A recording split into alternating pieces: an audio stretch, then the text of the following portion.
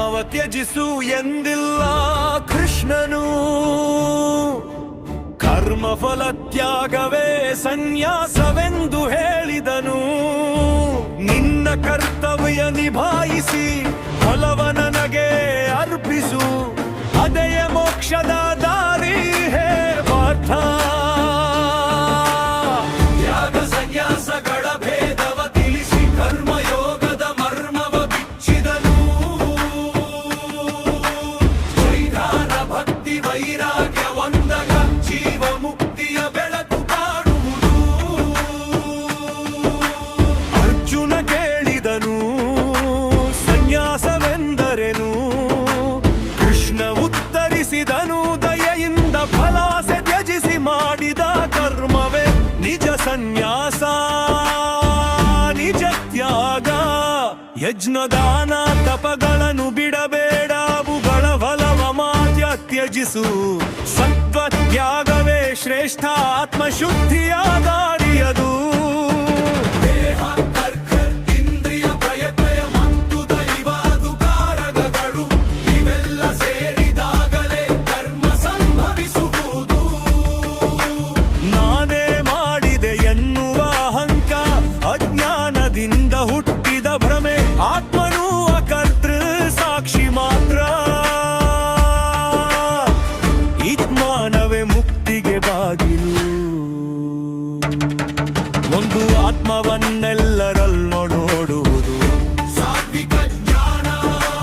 ವೇದವಷ್ಟೇ ಕಾಣುವುದು ರಾಜಸ ಜ್ಞಾನ.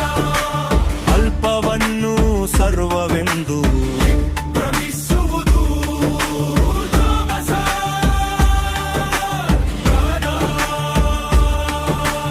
ಫಲರಹಿತ ಶಾಂತ ಕರ್ಮ ಸಾತ್ವಿಕ, ಫಲ ಕಾಮನೆಯ ಕರ್ಮ ರಾಜಸ.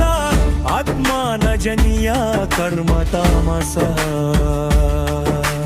ಧರ್ಮ ಧರ್ಮ ಗುರುತಿಸುವ ಬುದ್ಧಿ ಸಾತ್ವಿಕ. ಲಾಭ ನಷ್ಟದಲ್ಲೇ ತೂಗುವ ರಾಜಸ. ಅಧರ್ಮವನ್ನೇ ಧರ್ಮವೆಂದೋರುವುದು ತಾಮಸ. ಮನಸ್ಸನ್ನು ನಿಗ್ರಹಿಸುವ ಧೃತಿ ಸಾತ್ವಿಕ. ಆಸೆಗಳಿಗೆ ಬಲಿಯಾಗುವುದು ರಾಜಸ. ಮನಸ್ಸಿನಲ್ಲೇ ಮುಳುಗುವುದು ತಾಮಸ. ಆತ್ಮಾನಂದವೇ ಸಾತ್ವಿಕ ಸುಖ, ಇಂದ್ರಿಯ ಸ್ಪರ್ಶ ರಾಜಸ. ಮೋಹಜನ್ಯ ಸುಖ ತಾಮಸ.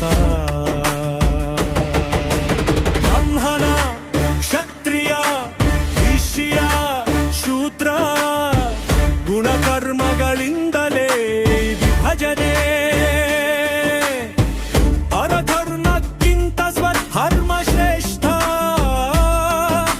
ಸ್ವಧರ್ಮದಲ್ಲಿ ನಿಷ್ಠೆ ಮೋಕ್ಷ ಸಾಧನ. ನನ್ನ ಕರ್ತವ್ಯವನ್ನು ಅರ್ಪಣ ಭಾವದಿಂದ ಮಾಡಿದವ ಪಾಪಕ್ಕೆ ಒಳಗಾಗುವುದಿಲ್ಲ. ಕರ್ಮಯೋಗವೇ ಮುಕ್ತಿಯ ಮೆಟ್ಟಿಲು. ವೈರಾಗ್ಯ ನಿಗ್ರಹ ಜ್ಞಾನದಿಂದ ಬ್ರಹ್ಮಭೂತನಾಗುವ ಯೋಗಿ ಸರ್ವಭೂತ ಸಮಂಭಾವಿ. ಶೋಕಾಸೆಗಳಿಂದ ಮುಕ್ತ. ಅಂತಹ ಭಕ್ತನಿಗೆ ಭಕ್ತಿಯಿಂದಲೇ ಪರಮ ನಗವಿರು. ಭಕ್ತಿಯಿಂದಲೇ ಪರಮಗತಿ. ಎಲ್ಲ ಕರ್ಮಗಳಲ್ಲೂ ನನಗೆ ಅರ್ಪಿಸಿ ನನ್ನನ್ನೇ ಆಶ್ರಯಿಸು ಪಾರ್ಥ. ನಾನು ನಿನ್ನನ್ನು ರಕ್ಷಿಸುವೆನು, ಭಯಪಡಬೇಡ ಎಂದು ಕೃಷ್ಣನು ಘೋಷಿಸಿದನು. ಸರ್ವಧರ್ಮಾನ್ ಪರಿತ್ಯಜ್ಯ ಮಾಮೇಕಂ ಶರಣಂ ವ್ರಜ. ಅಮರ್ತ್ವಾನ್ ಸರ್ವ ಪಾಪೇಭ್ಯೋ ಮೋಕ್ಷಯಿಷ್ಯಾಮಿ ಅರ್ಜುನಃ. ಗೀತೆಯ ಜಾನವ ಭಕ್ತರಿಗೆ ಮಾತ್ರ ಉಪದೇಶಿಸು. ಅಹಂಕಾರಿಗಳಿಗೆಲ್ಲ ಬಹುದ. ಯಾರು ಈ ಗೀತೆಯನ್ನು ಶ್ರದ್ಧೆಯಿಂದ ಓದುವರೋ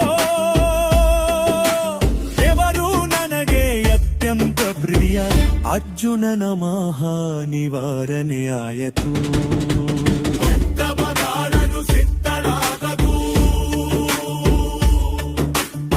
ಜಯಿಸಿರು ಕೃಷ್ಣ ಜಯಿಸಿರು ಯಂತ್ರಯೋಗೇಶ್ವರ ಪ್ರಶ್ನ ಯತ್ನಬಂಧೋರಮ ಸಿರಿಗರ ಬುದ್ಧಿಯ ದುವಾರಿ ಕಿರ್ಮ ಯಾವೆರೆ ಕೃಷ್ಣನ ವರ್ಗ ಯಾವೆರೆ ಹರ್ಮನ ಯುದ್ಧ ಅಲ್ಲ ಜಯ ಅಲ್ಲ ಸತಿ ಅಲ್ಲ ಶಾಶ್ವತೋಕ್ಷ